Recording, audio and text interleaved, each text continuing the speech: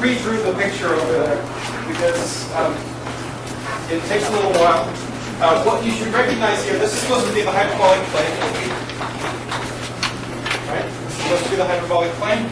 And what I tried to draw, I started by drawing just orange triangles with angles 0, 0, 0. Okay? And then I reflected the triangles, and then reflected the triangles, reflected the triangles. And then each of those triangles, I just drew right angles, altitudes. And what that does is, well, here in the center, they're going to all meet at 60-degree angles. And because they're going straight through, these are 90-degree angles. And so this is a 60, 90, 0 triangle. And so with the orange and the red lines, this is a tiling by pi over 2, pi over 3, 0 triangles. Right? Okay.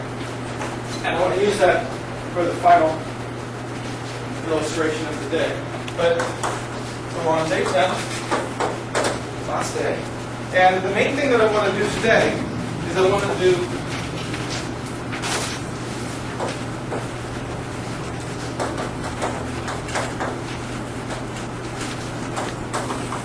three geometric theorems. And for the final topic, this is supposed to be connecting up Coxeter groups with geometric group theory. And so basically, to get to where I want to conclude the course, I'm going to give you three statements of theorems, but no proofs to them. Okay? So three statements, and the three theorems are going to be about groups and geometric actions. The second one is going to be about hyperbolic groups,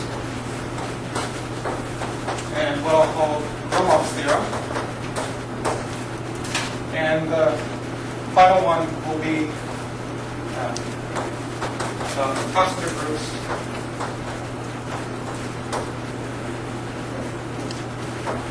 And the Davis sequence.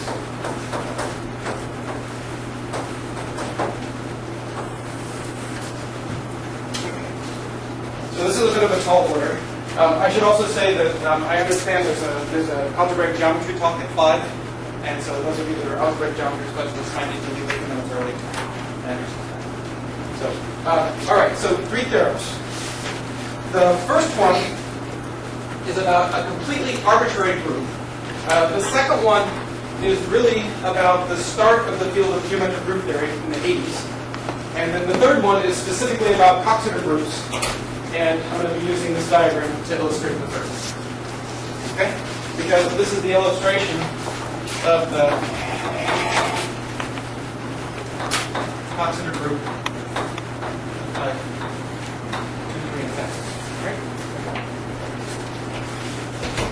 Okay. So, for the first theorem, you have to remember something that we talked about several days ago. The first theorem, you might remember that I said that if G is a group, then you can get a topological space X so that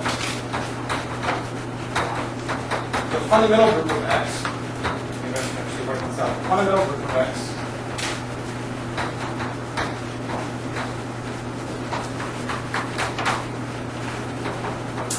is G. And I didn't really describe what fundamental group was, but I gave you a little bit of a feel.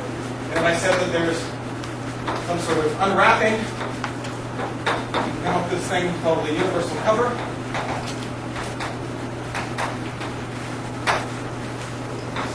The unwrapped version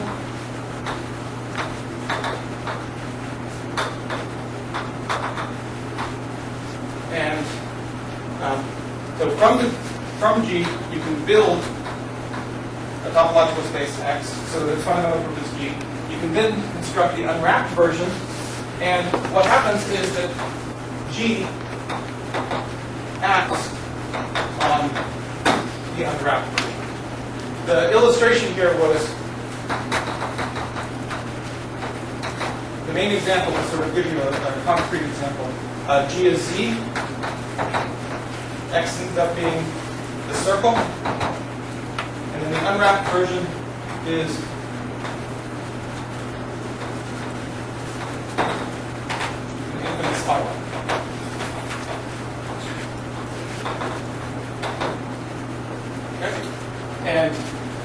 fundamental group of this ends up being Z. But the main thing is that you take your group, you build this topological space, its fundamental group is G, you look at the unwrapped version, and then Z acts here by moving it up and down in a nice rigid way.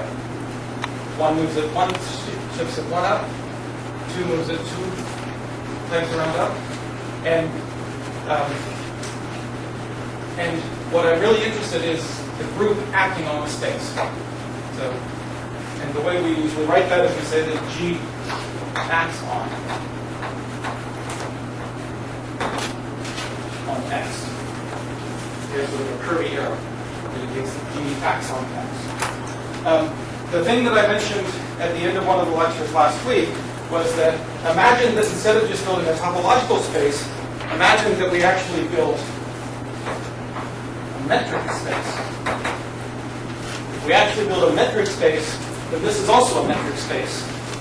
And we can go ahead and pick one point here, and we can look at the preimages of that point. And because G, the way G is acting on this, the preimages are actually in one-to-one correspondence with the group. So there's a Z's worth of yellow dots. And because this is a metric space, this is a metric space, and we can say, if I identify this as my base point, I can say, given an integer, where does it move the integer? Well, where does that integer move my base point? Well, it might move it, I'll call it 0. Where does it move my base point? It moves it, say, to there. And then I can say, what's the distance from here to there? And I can actually calculate what the distance is. And what that does, that if X is a metric space, or the remark from last time, is that if X is a metric space,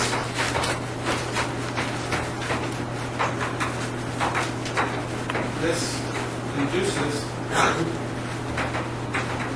a metric on G, turning G itself into a metric space. Right? Because given two elements of G, I just say, well, if I've got little g and little g moves it there, little h moves it there, and I say from those two, what's the distance between them? Right? For every pair of group elements, I can calculate the distance. The other remark that I made last time that I want to make again is that changing the metric on X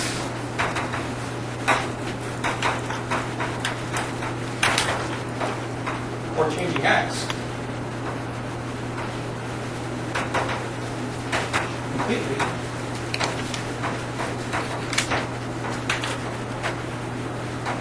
changes the metric on G.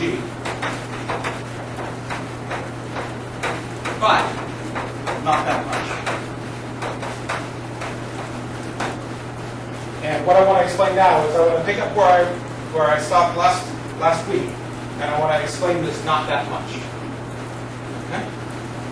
So here, and all right. So let me give just a very general definition.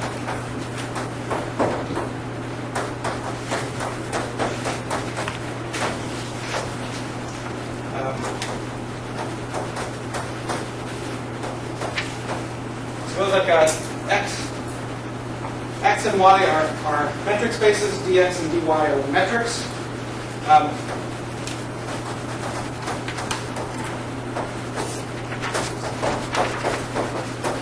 And f from x to y is any function.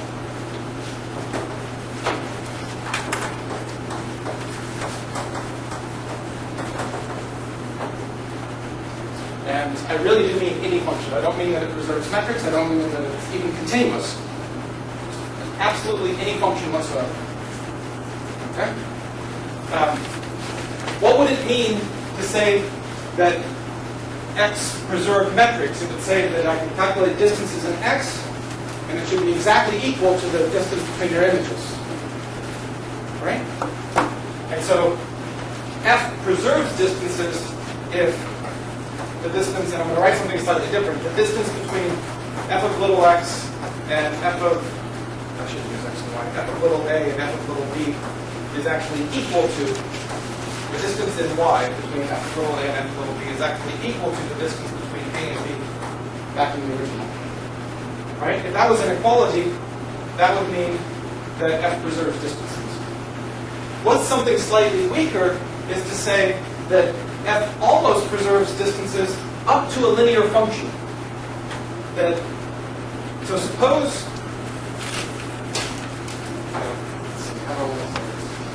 if these are metric spaces and this is a function, and there exist constants, let's say big C, actually let me just pick one big constant. Okay? There's a constant C such that for all of AB and X, the distance in Y between f of A and f of B is bounded above and below by a linear function involving this constant of the old value. And what do I want to do? If I'm thinking of a linear function, I can multiply by some constant. I'm going to do it over here first. So I'm trying to say that I'm allowing the distance to change, but I'm not allowing the distance to change to y. Okay? The distance when I switch from x to y, I'm going to allow the distance to multiply by a constant. I'm going to allow it to shrink by a constant. I want to allow it to add a constant. I want to allow it to subtract a constant.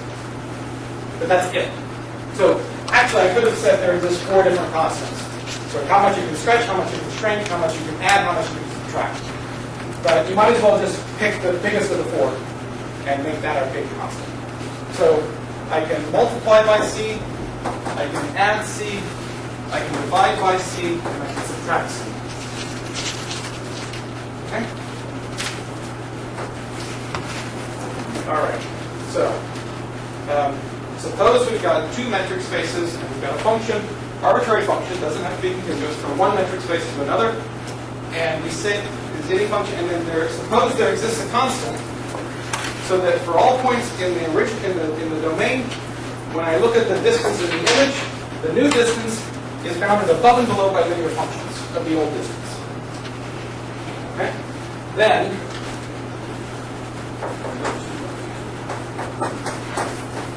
f is called we could specify a quasi-isomorph. Actually, it's a quasi-isometric embedding.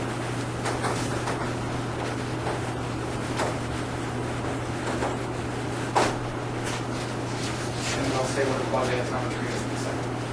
Okay. So, I either call it a quasi-isometric embedding. Why do I say embedding? Well, one thing that you can easily imagine is suppose I take the x-axis and I map it into the xy plane. That's actually an embedding. Distances didn't change. That would satisfy all the requirements.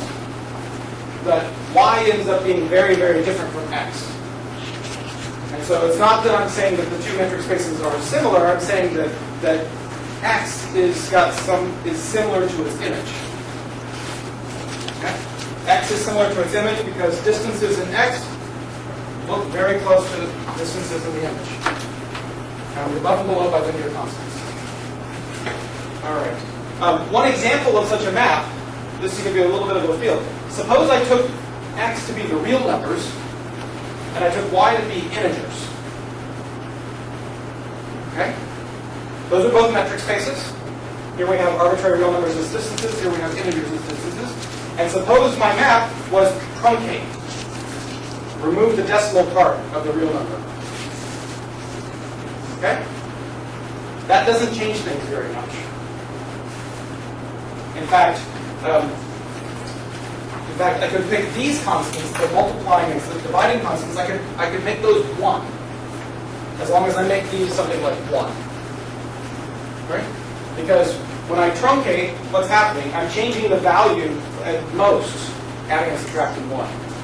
And if I have 2 different ones, well, I might have. Yeah, I should probably make those 2. Let's make them 2. And so when I take something like 0.99 and 1.01. This one truncates to 1, this one truncates to 0. And so it used to have a very tiny distance, now it's distance 1. But I can't do worse than that. things that were very, very close are never going to be more than 1 apart.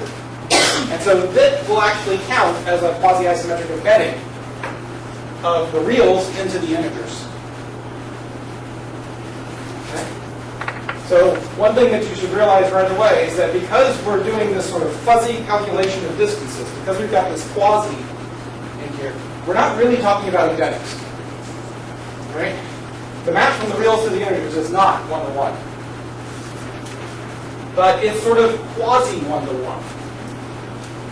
Sort of on a large scale, it's roughly 1-to-1 in the sense that if I take 2 points that are distance bigger than c, when I map them into the image, they're going to be in different spots.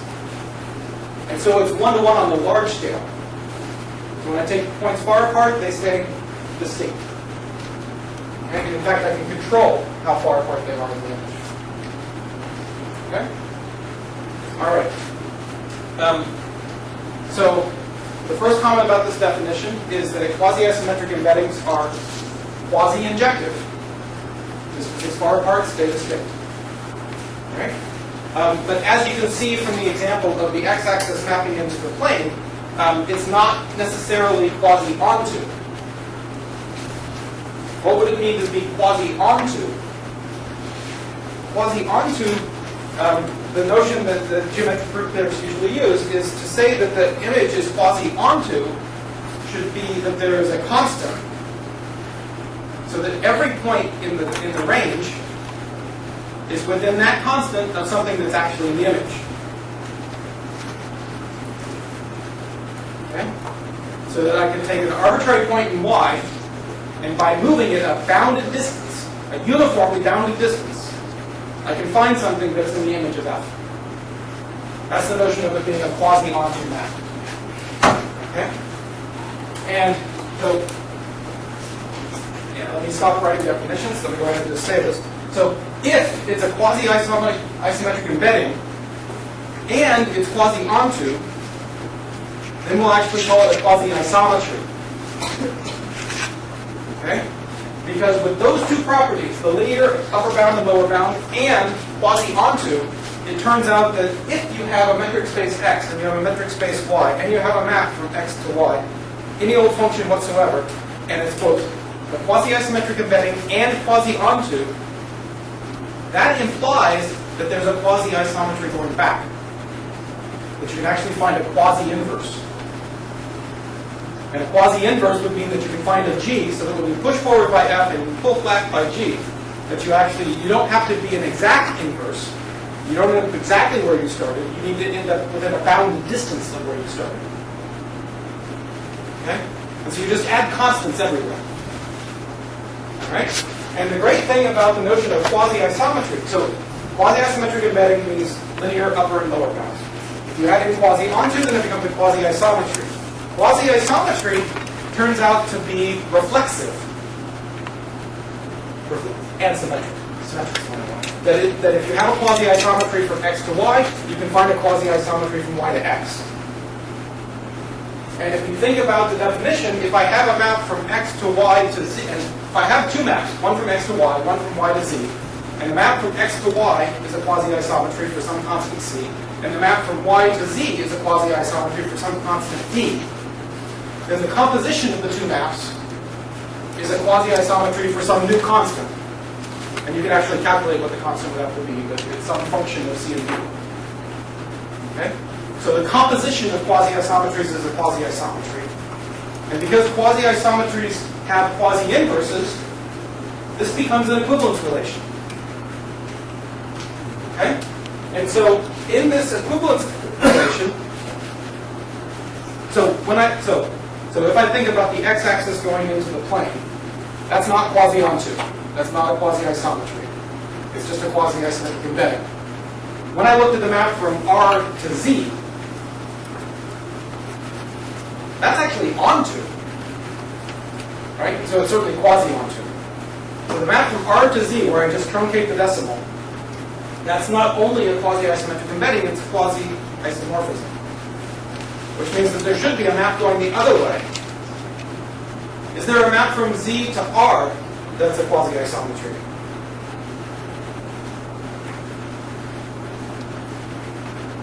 What's the sort of obvious map from Z to R? Inclusion, right? You just take your integer and you think of it as a real number.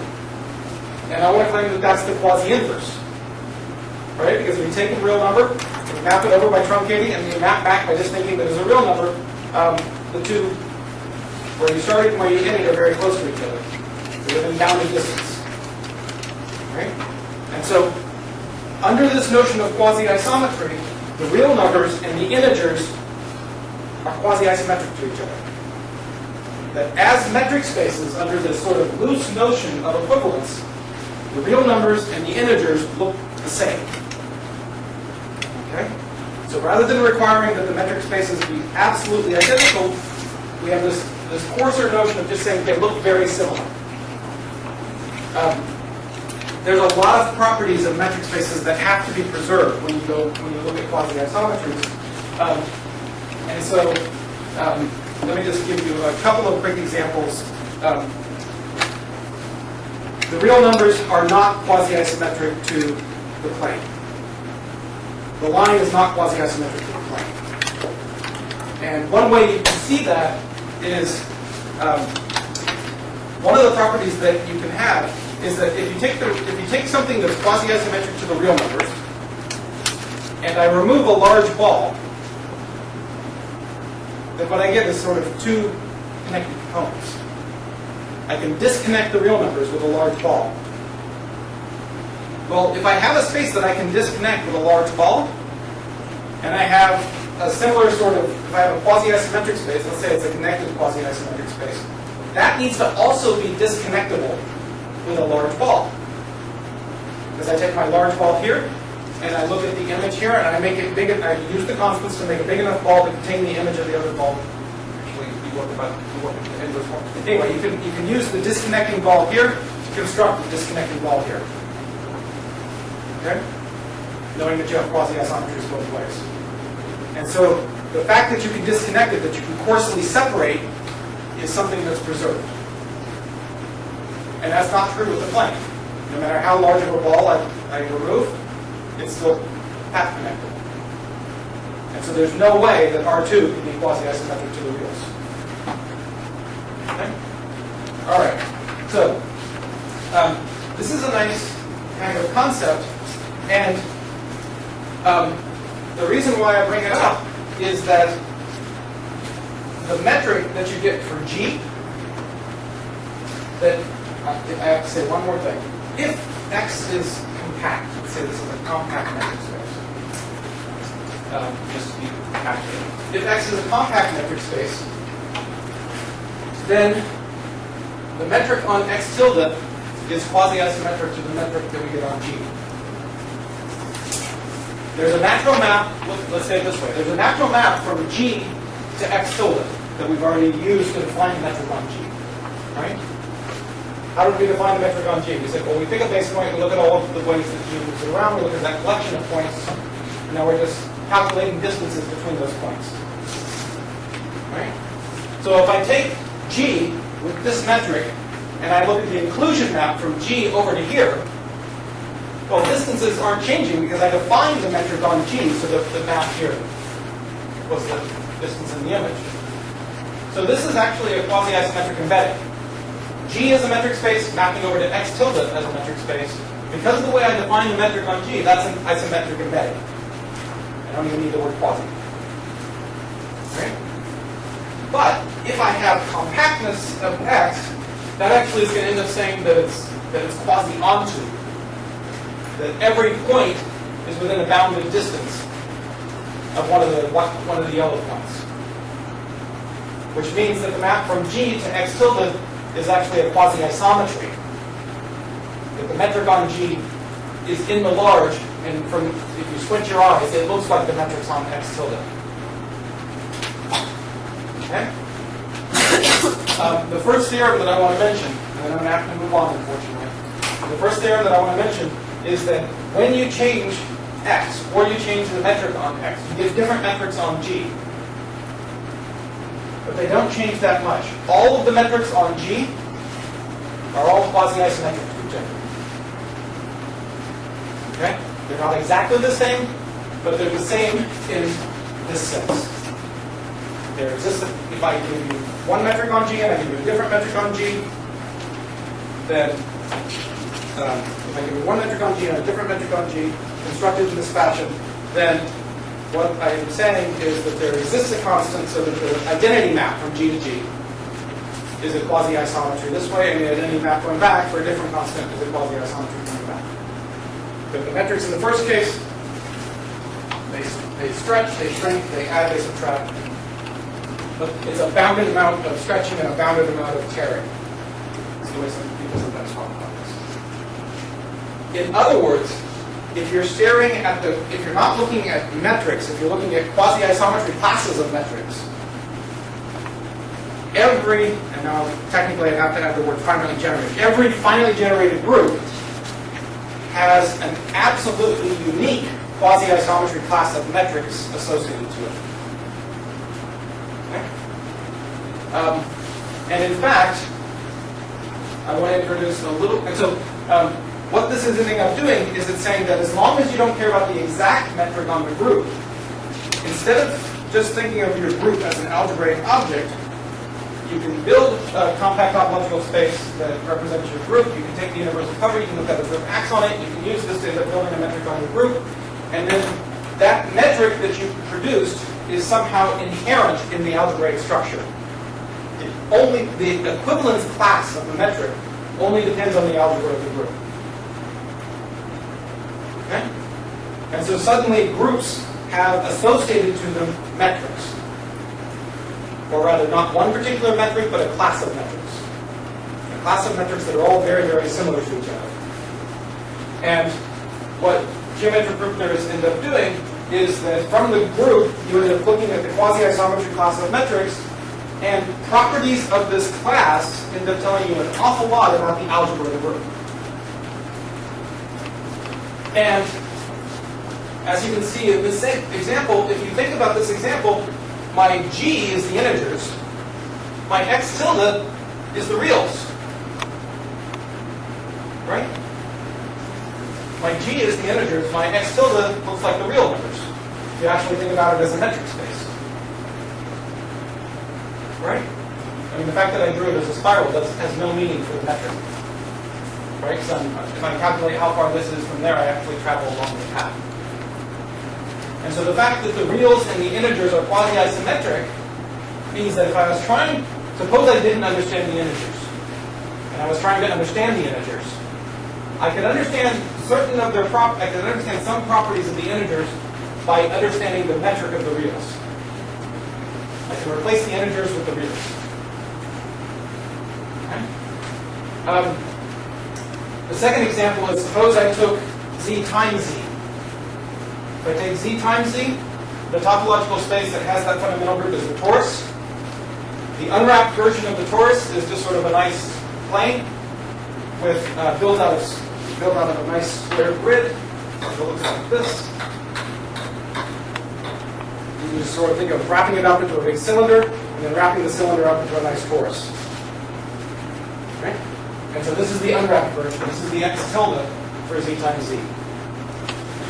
And where are going to be the yellow dots? The yellow dots are going to be at all the integer lattice points. And they're going to look like z times z. And everything that we've been saying so far about the torus is a nice compact topological space down here, which means that the metric on X tilde is actually quasi-isometric to the metric on G. And so the metric on z times z actually is the same quasi-isometry class as the metric on the plane. And so rather than studying the metric on z times z, rather than studying the group z times z, I can study the plane. Okay? All right. So every group has a unique quasi-isometry class of metrics. And in fact, I want to introduce one more bit of language. Move on to the next topic.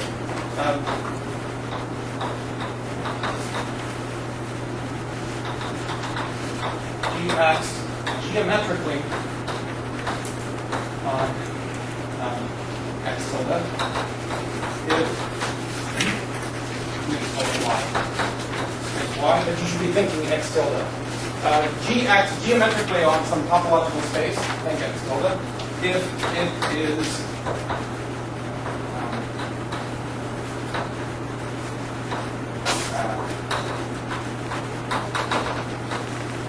roughly discontinuous, co-compact, and y-isometries.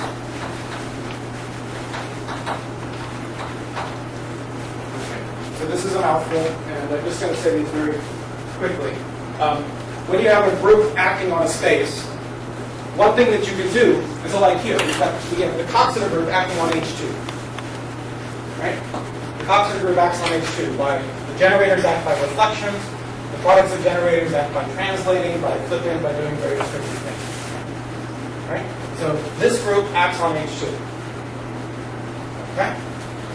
What would it mean to be properly discontinuous? Properly discontinuous means a couple different things, but basically it says that for every point you can find a finite name, you can find a small neighborhood, a small ball, so that all the finitely many group elements move that neighborhood somewhere else. There are going to be finitely many elements that might move this where it overlaps. There are going to be finitely many elements that move this neighborhood so that the center actually stays the same. But all but finitely many elements need to move it to a disjoint small ball. Okay? In this case, if I pick a point like that one, there are actually 6 different group elements that leave this point alone. There's the identity element, there's that reflection, that reflection, that reflection, there's a 1/3 rotation, and a 1/3 rotation. Those 6 elements leave this point alone. All other elements of the Coxeter group will move it. Well, it's going to move it to one of these places where 3 red lines cross. And so it might move it there, it might move it there, it might move it there. But if I pick my neighborhood very small, other than the ones that fix it are going to move it over to one of the other things. Okay? So this is a nice properly discontinuous action. Okay? It's a properly discontinuous action. Co-compact, well, the co there means that we're not actually talking about whether y itself is compact. What we really want to do is we've got a group acting on y. And so what we want to do is we say we've got a group that's acting on y. Let's go ahead and identify this point with this point if there's a group element that moves this point to that point. If there's a group element that moves this dot to that dot, then I'm going to identify the 2 dots. Okay? And that gives me a quotient. In this case, what's the quotient going to be? Well, because I have a reflection like this, every point in this triangle corresponds to one of the points in this triangle. Because this point gets moved to that point by the generator. And so this point gets identified to that point. Right? In fact, every point in this half of the hyperbolic plane gets identified with a point in this half of the hyperbolic plane. Right? And as I keep going, not just considering the generators, but considering all the other elements, basically, when I look at the quotient of y by g, in this particular case, everything's going to fold up into just this triangle. Okay? It's co-compact.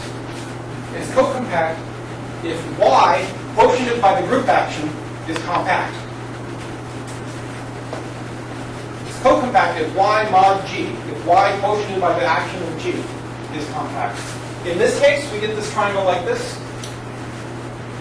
And if you think about how hyperbolic geometry works, as you approach the boundary, you get longer and longer distances. This is an infinite length line heading towards the boundary. And so this is actually not co-compact, because this is actually a sequence of points that don't converge. The distance is, it's not a Cauchy sequence. It heads out towards infinity. Okay? So this is not a co-compact action. Not a co-compact action. And then the last one should be clear, that I've got a metric on y and I want the metric to be preserved for the group action. Okay? So, the reason for introducing this is that the geometric group theorists want to study groups by having them act on spaces. Topological spaces, metric spaces, preferably metric spaces, nice geometric objects. The best kind of actions are ones that are properly discontinuous co-compacted by isometries. And so in the early days of the field, everybody would say, I've got a group acting on a space properly discontinuously Coxeter by isometries. And people got tired of saying properly discontinuously Coxeter by isometries.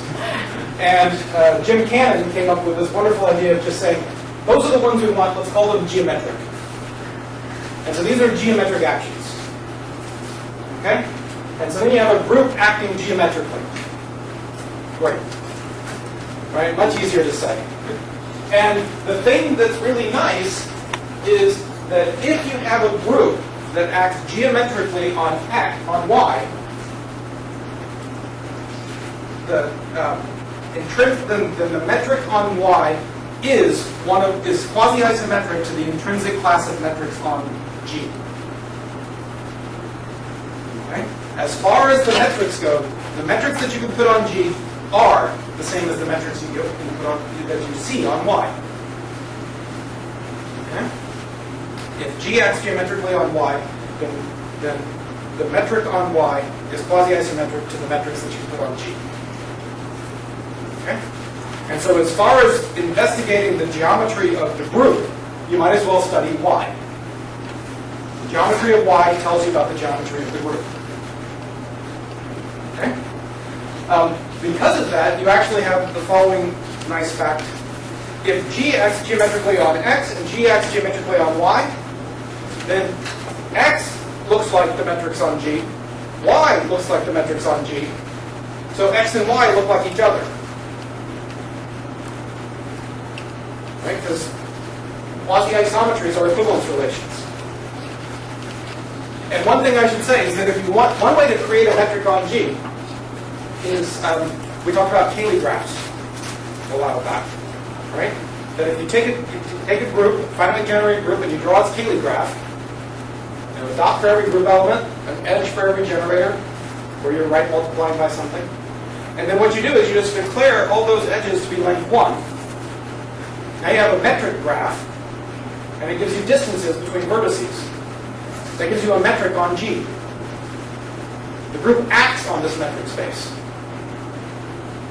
The quotient is going to be a single vertex with one loop for every generator.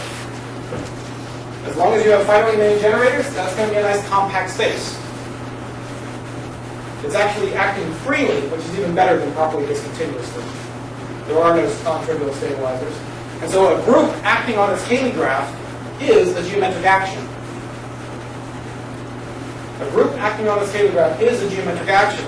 And so what I'm saying is that if you have a group that acts geometrically on some nice space, the metric on that space is quasi-isometric to the metric on its Cayley graph.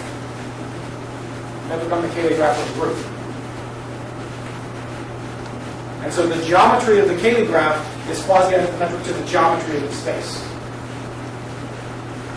And so rather than studying the metric graph, you can hopefully try and find some nice object like the hyperbolic plane, or like the Euclidean plane, and then use those geometries rather than some crazy graph where you have to sort of zigzag around.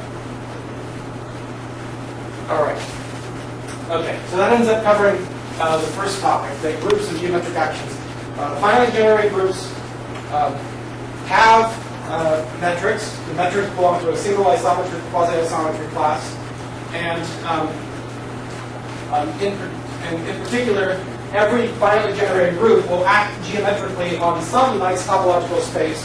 One example of such a space is its own Cayley graph, but then you can often make it nicer like the plane or the hyperbolic plane or something like that. And yeah, I think that's the real thing I want to see. Let me go ahead and move on to the second part, hyperbolic groups.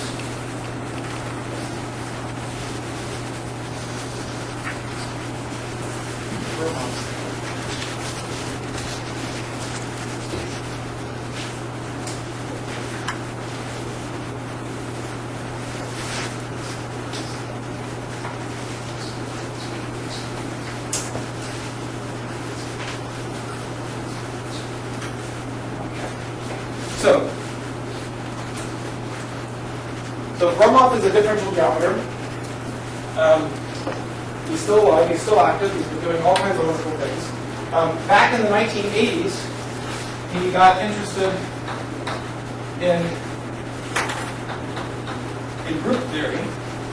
And I might say a little bit about the history, but I'm running a little short on time, so let me just tell you. So he starts in differential geometry, studying Riemannian manifolds where you can actually, it locally looks like Euclidean space. You have a local idea of lengths and angles. It's nice and smooth. You can do calculus. You can sort of do line integrals and surface integrals. You can do all that kind of stuff. And differential geometers were trying to study Riemannian manifolds, and they ended up finding that they proved a bunch of theorems. And I'm going to skip all the details. They proved a bunch of theorems, and they were very happy. But the proofs involved calculus. They ended up calculating various intervals.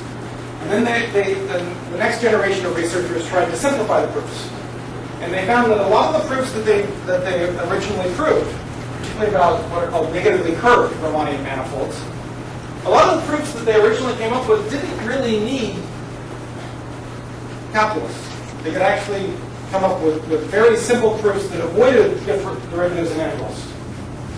And that all they really needed was some very coarse notion of curvature in order to be able to prove the theorems.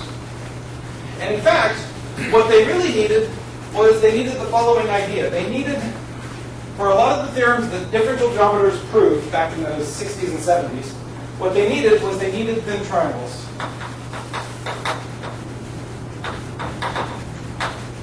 So differential geometers proved lots of theorems.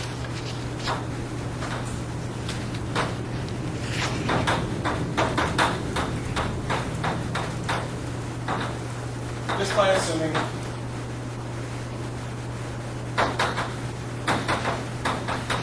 all triangles are thin. And I want to explain what that means. So, and I want to do this with the Euclidean version and the hyperbolic version. Triangles in Euclidean space are not thin. Okay? Triangles in Euclidean space are fat. And what that means is that if suppose I said, can you find a Euclidean triangle so that I can find a point that's in the interior far away from everything, far away from the boundary? And that's pretty easy, right? If you just take like a really, really big equilateral triangle and put your finger at the center, you're nowhere near the boundary, right? I can make my triangle as fat as I want. I can make my point as far from the sides as I want. Or another way of saying the same kind of thing, I can find a point on one side that's very, very far from the other sides. I can find a point, again, just take a really, really large equilateral triangle, my point, the midpoint of the bottom side, and now I say, travel through the triangle to one of the other sides. I don't care which one. You're going to have to travel a long way. This is a really, really big triangle. It's going to take me a long time to get to the other side. Right? Okay. Well, these are the triangles you're familiar with, so that seems pretty understandable. But in hyperbolic space, it works differently. In hyperbolic space, if I give you a triangle, the sides sort of bend in like this. And so if I give you a point in the center, it turns out that there is a universal constant. There's a universal constant, so that no matter what triangle you draw, no matter what point you pick, I can travel to a side without traveling more than that constant distance. Okay? That all the triangles in hyperbolic space are uniformly thin. They're uniformly thin. And to emphasize this, let me give the second version. If you take an arbitrary triangle in the hyperbolic plane, and you take an arbitrary point on one of the sides, and you say, how long is it going to take before you get to one of the other sides? You can always get, so for all p, there exists a q on one of the other sides, so that the distance between p and q is actually less than or equal to log 1 plus root 2. I'm giving that version because I know the constant. Okay? If there's an explicit number, so that no matter what triangle you draw, no matter what point you pick, you can always get to a different side in that little distance. uniformly thin triangles. Okay? Very different from Euclidean. This is not a very Euclidean kind of behavior. Okay? All right. So what Gromov did was he said, let's go ahead and axiomatize this. Let's say that a metric space is delta hyperbolic.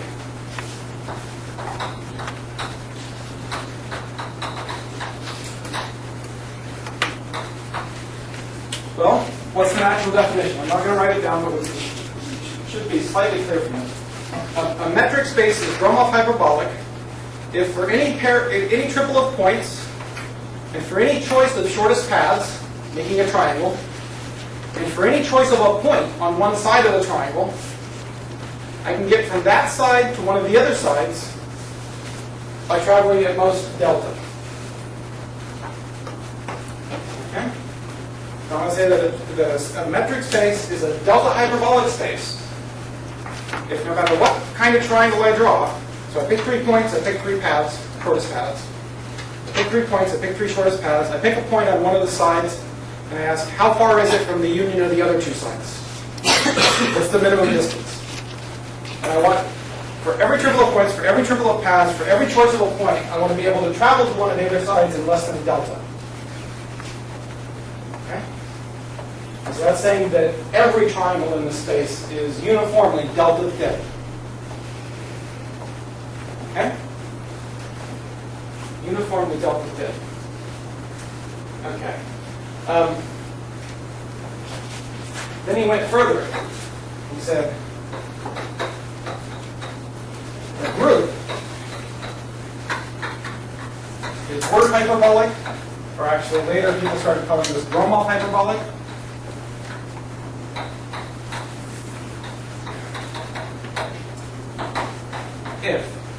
I should say, if I have a metric space that's delta hyperbolic, let's say that X is a metric space that's delta hyperbolic, and then I create another metric space Y, and I'm not going to tell you anything about the metric, but I'm going to tell you that X and Y are quasi-isometric to each other. Then if you think about our definition of quasi-isometry, distances just change by bounded amounts. And so I can take the triangle over here, I come over here, and I get a similar sort of triangle over here.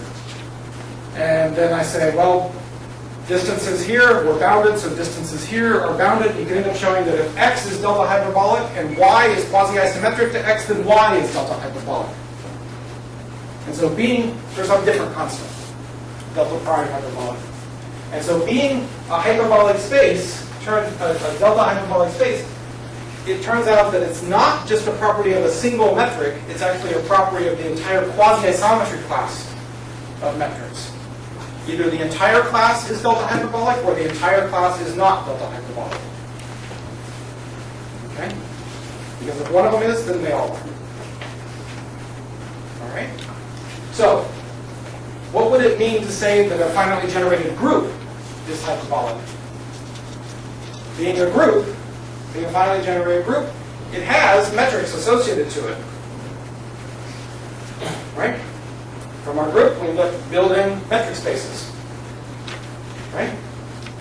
From our group, we build metric spaces. We say the group's hyperbolic if the metric spaces are hyperbolic.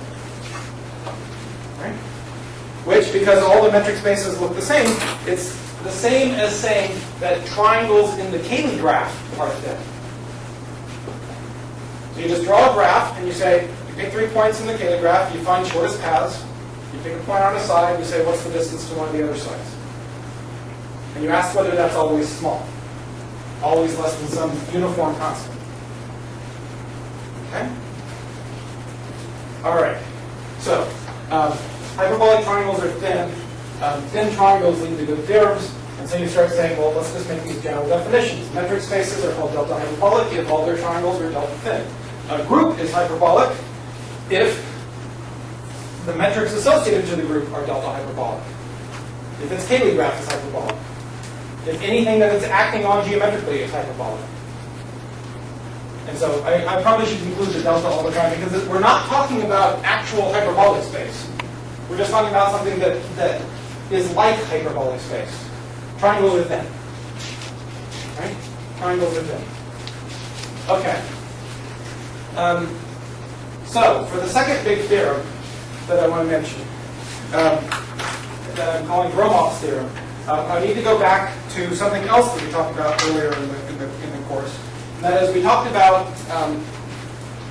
how difficult it can be to solve the word problem. Right? We talked about having finite presentations and then solving the word problem.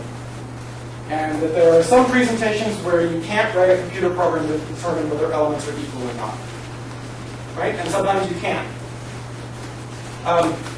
Let's think about that situation and let's get a little bit more specific, because even if you have a group presentation where you know there exists an algorithm that will solve the word problem, it might be that the best algorithm is very, very slow.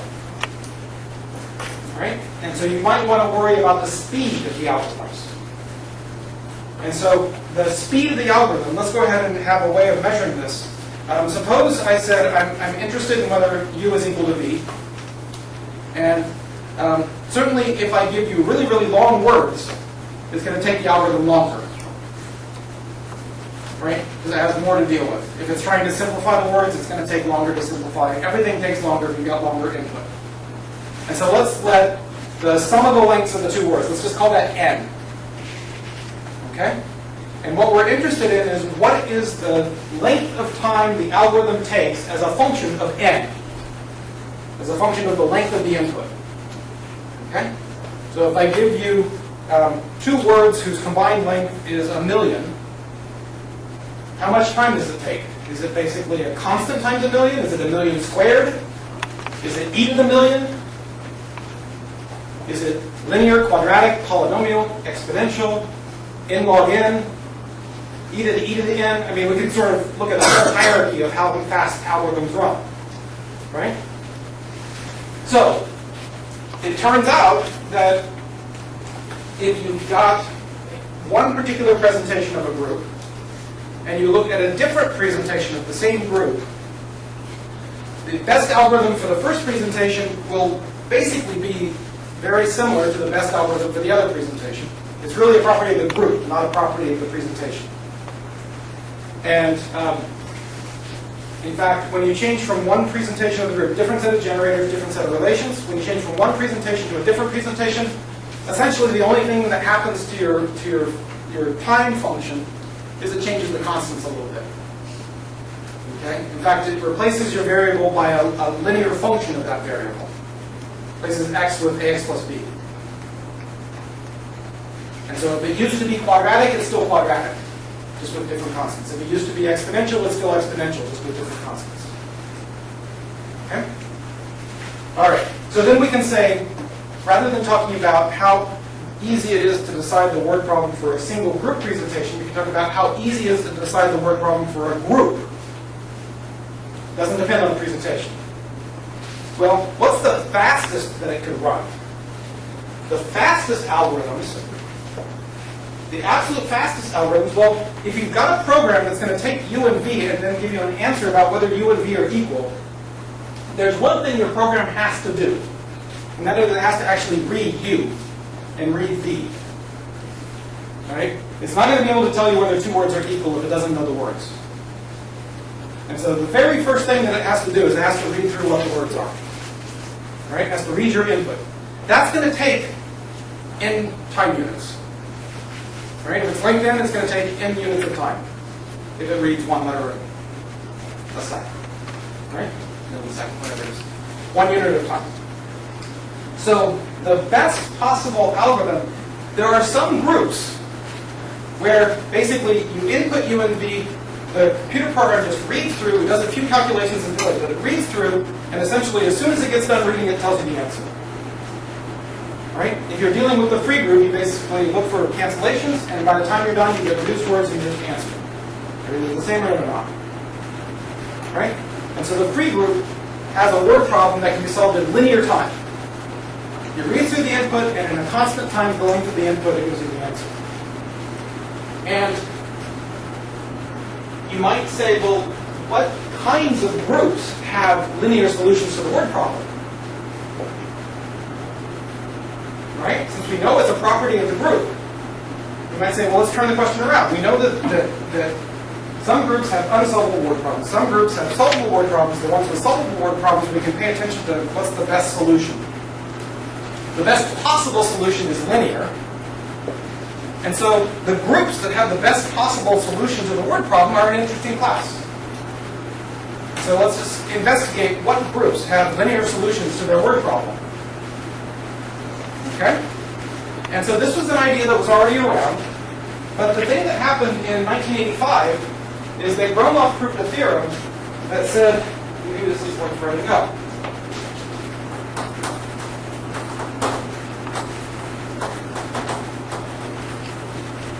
The finally presented group G has a linear solution to its word problem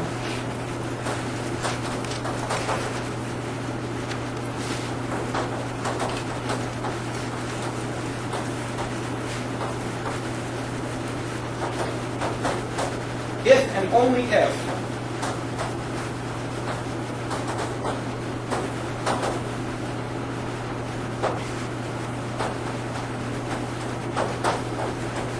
G is Gromov hyperbolic. If and only if its triangles are fit.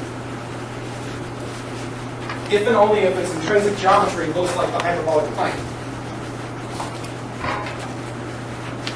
And so suddenly, we've got something, linear solution to the word problem. That's just talking about how the algebra works. It's just talking about computations with the algebra. Gromov hyperbolic is talking about the intrinsic geometry of its Cayley graph, the intrinsic geometry of the spaces on which it acts geometrically. And so suddenly, I mean, the most interesting part of this, actually, I think, is that it's if and only if. It's both directions. It's an exact characterization. The groups that have good word problem solutions are exactly the groups that have intrinsic geometry that look hyperbolic. Right? Is the statement clear? Yeah. Like I said, theorem from 1985. And this was sort of a big shock. One way you might think of this is sort of like a big bang. I mean, this sort of just produced a huge sort of amount of interest because you're taking things from two completely different parts of mathematics. You've got stuff coming from differential geometry, stuff coming from computer science and computation. All of a sudden, there's an exact match between hyperbolic geometry and good solutions to word problems. And once you see something like that, then there's all kinds of questions that immediately arise. You say, well, if there's an exact match between linear solutions and hyperbolicity, well, what kind of questions might you think of? You think, well, let's look at the next one. What about quadratic? What does that look like geometrically? Or let's take things that are not quite negatively curved. Let's think things that are non-positively curved. What do those look like algorithmically? You've got this nice strong bridge between hyperbolicity and linear solution of the word problem. You start building back and forth. You take geometric topological concepts and you try to pull it over to the algebra computation side. You take algebra computation concepts, you try pulling it over to the geometric side. And this is, at least in my way of thinking, this is what really sparks geometric group theory. This is sort of, all of a sudden, people get very interested in geometric ideas applied to algebraic problems and working back and forth and seeing how they connect. Right? A lot of the stuff that we've been talking about, solutions to word problems, etc., is part of an older field called combinatorial group theory, where you use combinatorics and topology to understand groups. You have groups, you try to look at topological spaces, you look at universal covers, look at actions. But after this theorem, the main thing that people wanted to do is, let's take those old pictures and let's just add metrics. Let's start looking at things with a metric viewpoint. And once you start looking at things from a metric viewpoint, you start looking at quasi-isometries. You start ignoring the constants and just saying, it's roughly the same metric. Once you start looking at things as roughly the same metric and ignoring the exact numbers, lots of new proofs came for old theorems. A lot of old theorems became very easy to prove with the new ideas. And so suddenly you get this whole new format, and so they changed the name of the field. Changed it from combinatorial group theory, and then after that, with lots of metrics showing up, you start calling it geometric group theory. And it slowly shifts over. There are still people that don't embrace symmetric ideas and still do just combinatorics and topology, and there's still combinatorial group theorists. There's still people that call themselves that, but there's an awful lot of geometric ideas floating around. And there are people that are very specifically geometric group theorists, not combinatorial group theorists. Anyway, so that's the second theorem. The third theorem is meaning for mapping class groups of surfaces. What does this mean for other groups that have been around for a long time? And so people went and tried to analyze this. Coxeter groups.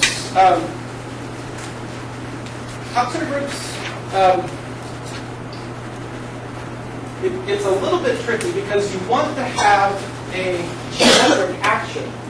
And what were the different parts of a geometric action? In order to have a group acting geometrically on a space, what did you want? You wanted it to be properly discontinuous, co-compact, and by isometries. And if you stare at something like this, we had some of those, we didn't have all of them. Right? Which do we have? We're acting on hyperbolic space by isometries. So the third part was easy. And I talked through the stabilizer of points. Properly discontinuous is straightforward. But this is not co-compact, right? Because this basic part goes off towards infinity. But one thing that you can do is you can say, I know that a group, a finitely generated group, acts properly discontinuously co-compacted by isometries on its Cayley graph. So let's draw the Cayley graph. Right? That G acts geometrically on its Cayley graph. So even though this group is not acting geometrically on hyperbolic space, it will act geometrically on its Cayley graph. But we can draw the Cayley graph in the picture. Right? How did we draw the Cayley graph in the picture? Well, we know that the triangles are in one-to-one correspondence with the group elements. So we go ahead and put a dot in every triangle.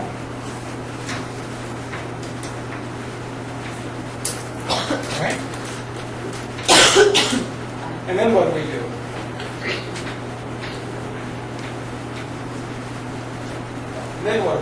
Well, we say for every generator, we add in edges.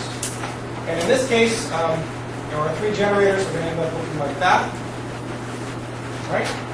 And then as we start reflecting those around, we sort of have this half, and that half is going to be part of every triangle. And so it's going to end up looking like something like this.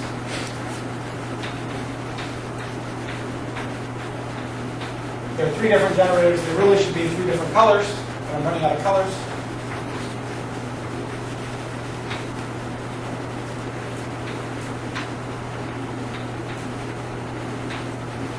And hopefully if I draw enough of this, we can start seeing some nice patterns.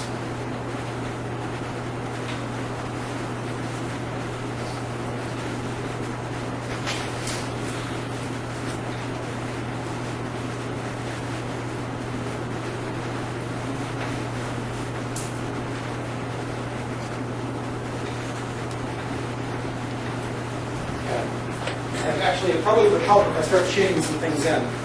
Because what kind of patterns do you see? If you just stare at the green, it's slightly tricky, but if you just stare at the green, what do you see? So sort of here's a nice little region. Right, let's actually shade that in. Right, so there's a nice little hexagon. And then over here, there's a square. But when you stare down here, what happens? And this just sort of keeps going around. It doesn't close up. And so it sort of looks like a hexagon with 3 squares. And there's a hexagon on the other side of the square, and there's 2 squares. Right? And if I start shading in more of this, it should be clear that this, once I draw the picture locally, it should be symmetric all the way around. Right? Once I know what it looks like in the neighborhood of the hexagon and in the neighborhood of the square, that's what the neighborhood of every hexagon and the neighborhood of every square should look like.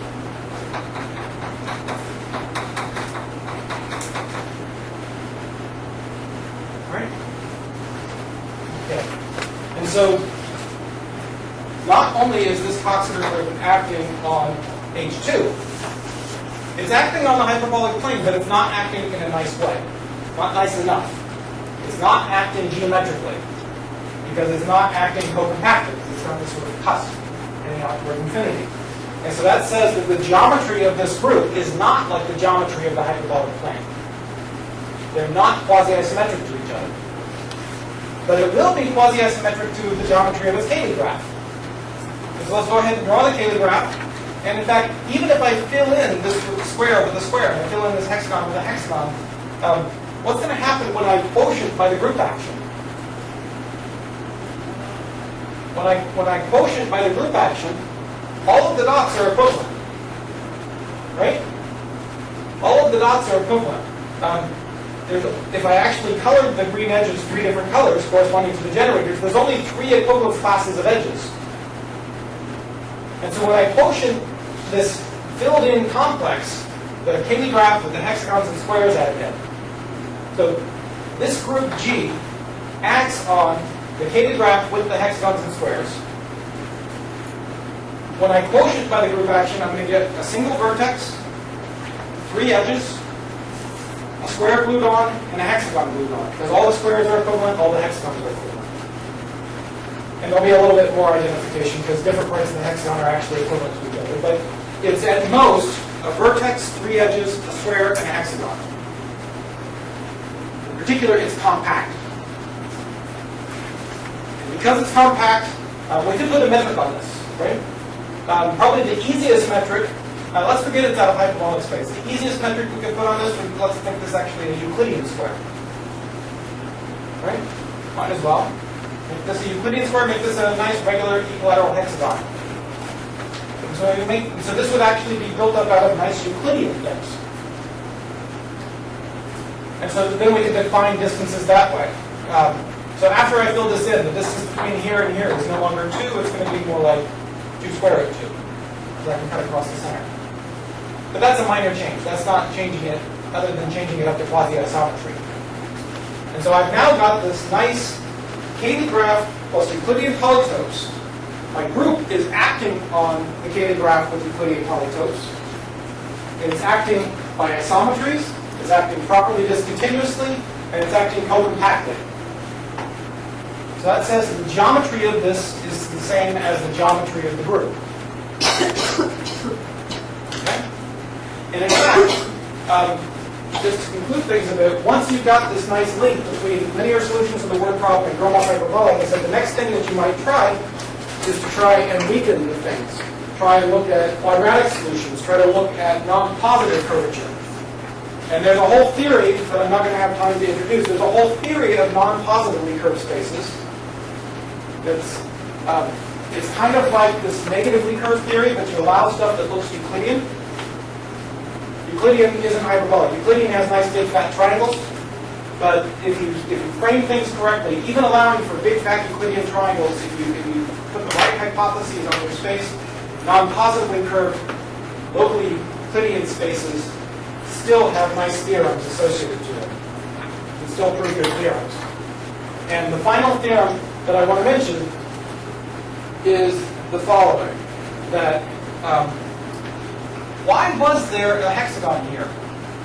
Why was there a hexagon here? Well, there's a hexagon there because the 2 generators, the 2 reflections, that reflection and that reflection, were order 3. Right? The 2 reflections on those 2 sides, well, that was this one and that one. Right?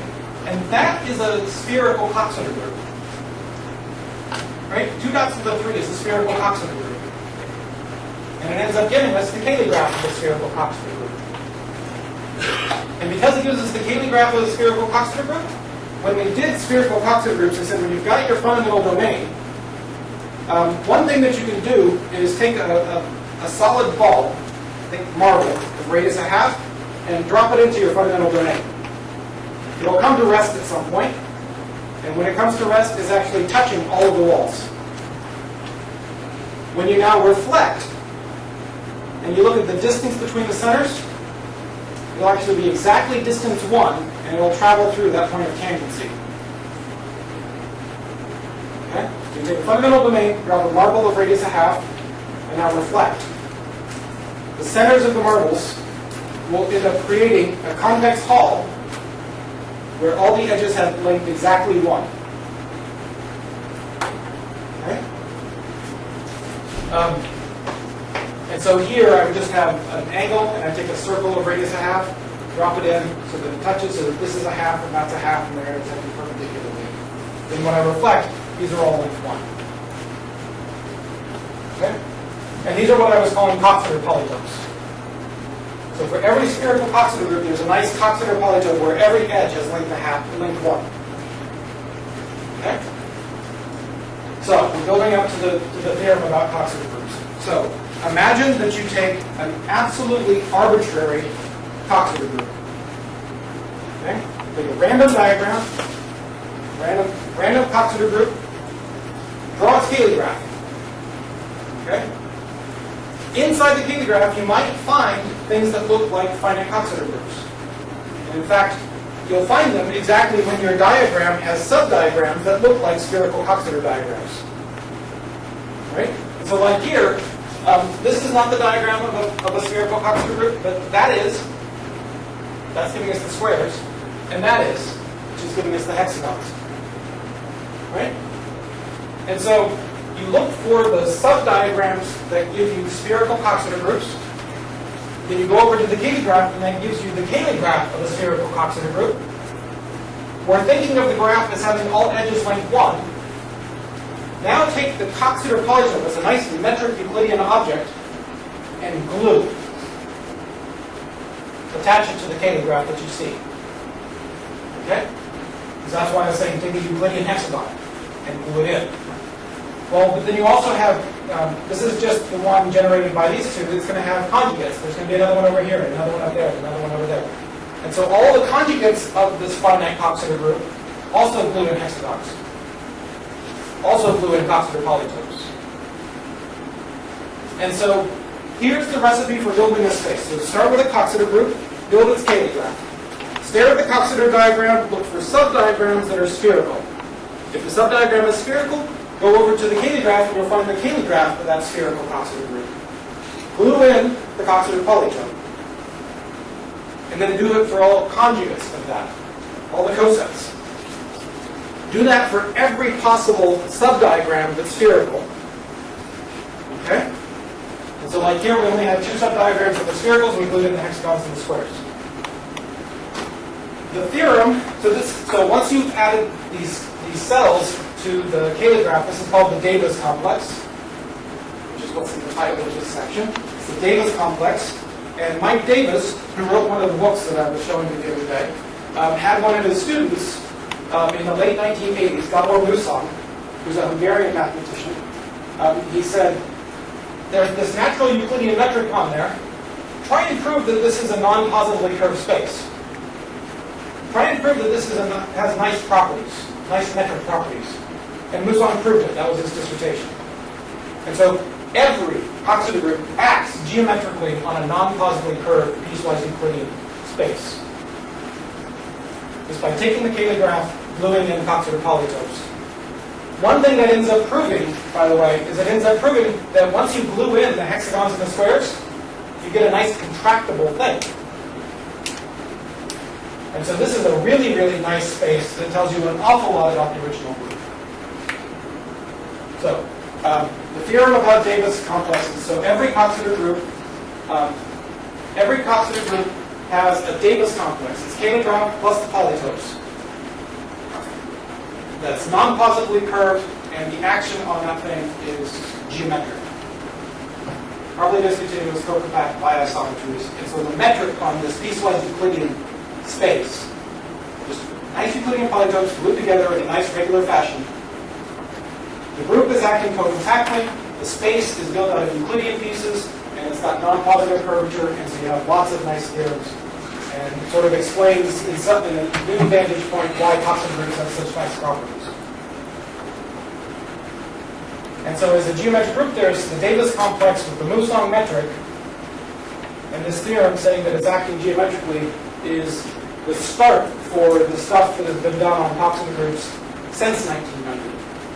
Because now we've got this nice space whose geometry is encoding the structure of the algebra. nice, simply connected, intractable space, piecewise Euclidean, non-positively curved, sort of as nice as you could possibly want. And it tells you everything you could possibly want to know about the original Coxeter curve. All right, I'm over time, but that's the theorem I wanted to get to. So the arbitrary Coxeter groups, linear representations for doing some things, for getting the basic facts available since the 60s, Navier complex, non-positive curvature, giving you more advanced facts available since 1990. All right, and that should be able to launch into reading the books that I've posted. Great, all right, thanks a lot.